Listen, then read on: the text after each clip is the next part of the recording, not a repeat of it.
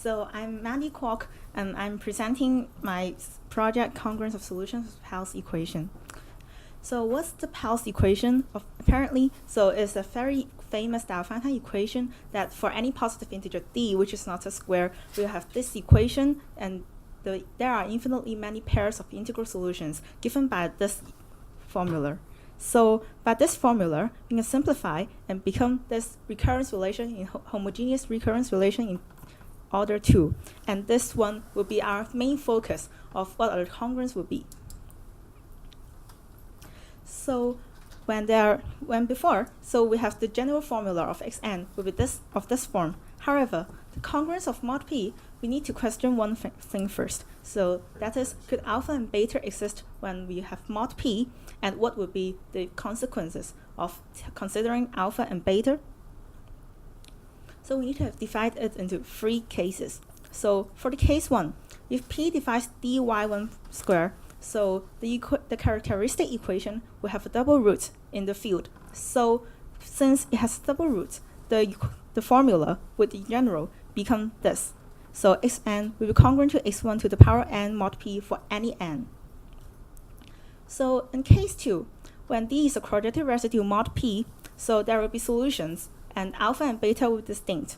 And therefore, the general formula mentioned before will still applies. So when d is a quadratic non-residue mod p, so we need to consider the field extension of the original field. And in this extension, since it's an ideal and there's no zero divisors because you can just expand it, so alpha and beta are well defined, and you can have also the same formula. So why am I obsessed with the existence of alpha and beta? Let's see. So this is the cycle mod p. That is, when we consider mod p, since there are only finitely many possible pairs of the congruences, so there must exist a cycle. And if you go back to the fourth, so you can see there must be a cycle, and there will be a minimum cycle. So if NP will be a minimum cycle, so for any cycle, for any possible cycle length, we have NP, we divide D by the division algorithm. So back to the 3 cases. When p divides dy1 square, so we know that xn congruent to 1 or negative 1. So if x1 congruent to 1, then xn will always congruent to 1 mod p. If x1 congruent to negative 1 mod p, so xn will be congruent to 1 mod p if and only if n is even. And xn will congruent to negative 1 if n is odd. When it's a quadratic residue mod p, so we have consider all the equations, we necessarily have that np will be the multiplicative order of alpha and beta mod p. Therefore, by the Fermat's-Lehto theorem, we have that np divides p minus 1. So here, let's see. That's why I'm obsessed with the field extension. So np will still be the minimum positive integer such that alpha to the power np will congruent to 1 mod p. However, in this case, since is not in the original field, so we have the relations shown here. So this implies that the multiplicative order will be divide p plus 1.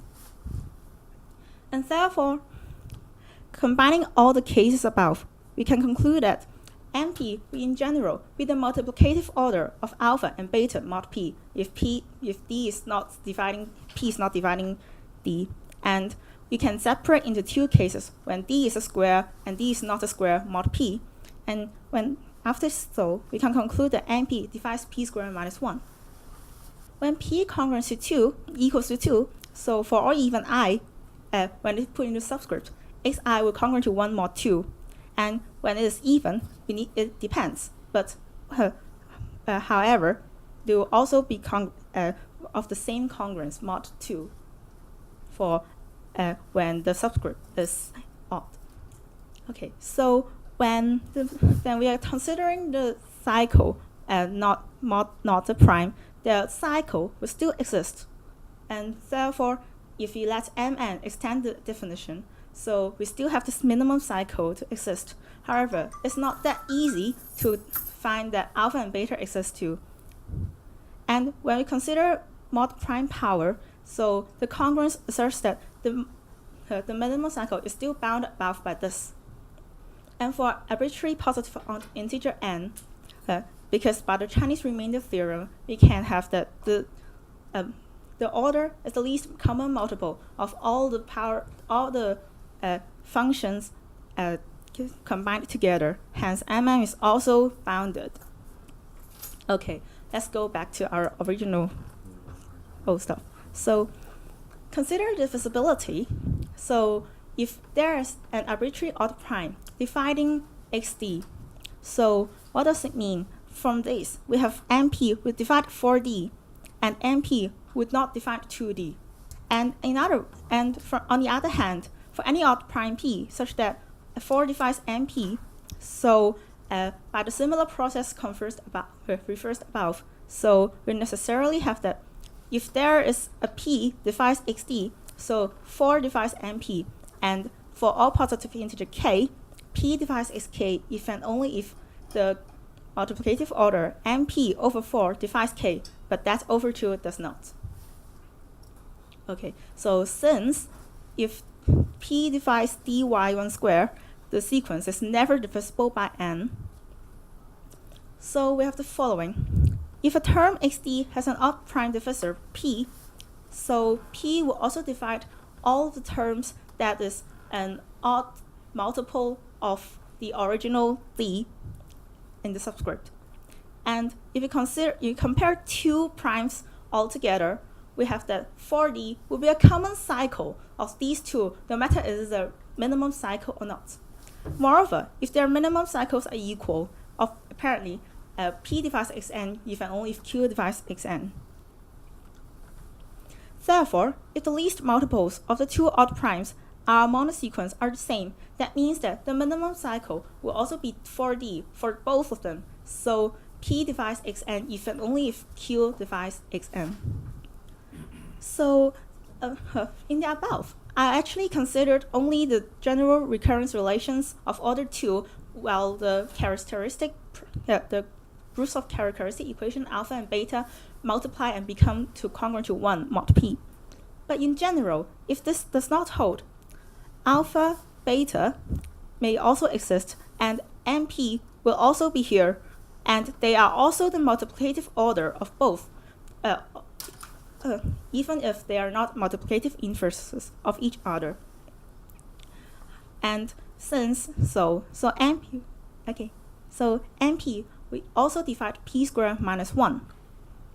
However, there will not be a beautiful relation between like the least multiple of the p dividing xd to the cycle. Like I actually tried to relate the cycle and the cycle length and the divisibility together before. So here, that's summary of my findings. So np would divide p squared minus 1, and in particular, when we divide it into the three cases, we necessarily have np equals to 1, 2, it divides p minus 1, or it divides p plus 1. Another one would be for all n, the function mn will be bounded above by n squared. Also, for all positive integer k, so yeah, we can have developed the relation between the cycle, the divisibility.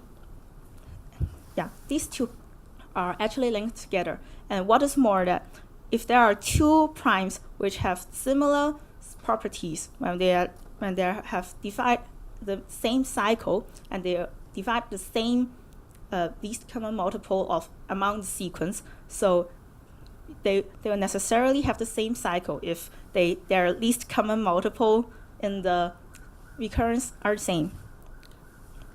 So there is actually a minor mistake in my paper, which I just now take another road to change my presents. But yeah, anyways, this is the end of my presentation, and thank you.